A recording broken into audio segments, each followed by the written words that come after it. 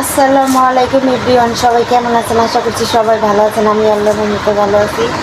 আজকে সকাল থেকে প্রচণ্ড অসুস্থ, মাথা ব্যথা, আবারও এরকম শরীরটা খারাপ হয়ে গেছে।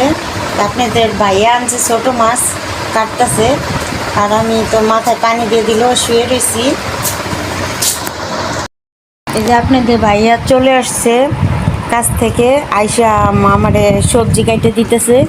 আমি আজকে প্রচণ্ড আবারও অসুস্থ, আগের মতো হয়ে গেছি। তাই ভাবতেছে যে কুইটা বেছে দিয়ে যাই, তুমি আস্তে ধীরে রান্না করো। তাই তাড়াহুড়ো করে কাজ করতেছে।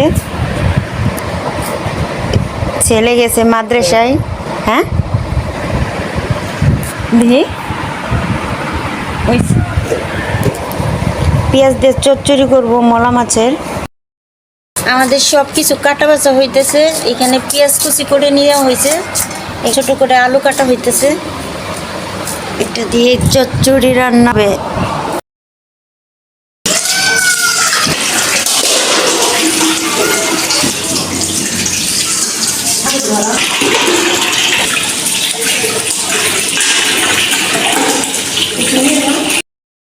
এই যে মলা মাছ আপনাদের ভাইয়া ধুয়ে দিয়ে গেছে, আর এখানে আলু কুচি করে রাখছি, পেঁয়াজ মরিচ কাঁচামরিচ।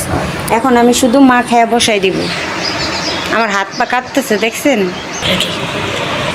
মা? এটা হাত।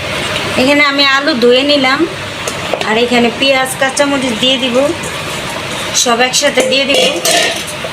আর এখানে আছে বাটা পেঁয়াজ বাটা,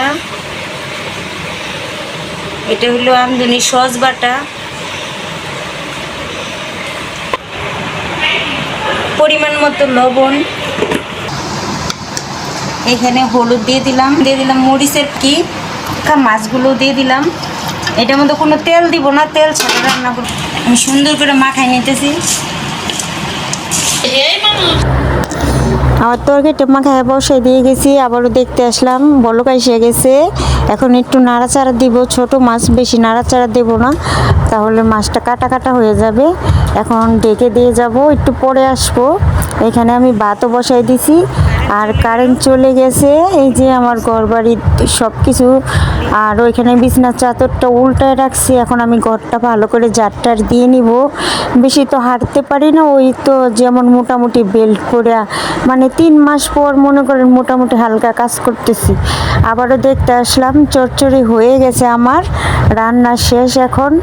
এখন শুধু আমার রান্না বান্না শেষ। এই যে ঘর দুয়ার মোছা হয়ে গেছে, এখন একটু রেস্ট নিব, শুয়ে থাকবো। রান্না করতে করতে কারেন্ট চলে গেছে, চোখ মুখের অবস্থা কি ঘাইমা। চলে আসলাম রাত্রেবেলা খাবার দাবার খাইতে। গুঁড়া মাছ দিয়ে ছেলের জন্য আমার জন্য বেড়ে নিচে, অনেক ভালো হয়েছিল, অনেক টেস্ট হয়েছিল। সবাই সুস্থ থাকবেন, ভালো থাকবেন, আল্লাহ হাফেজ।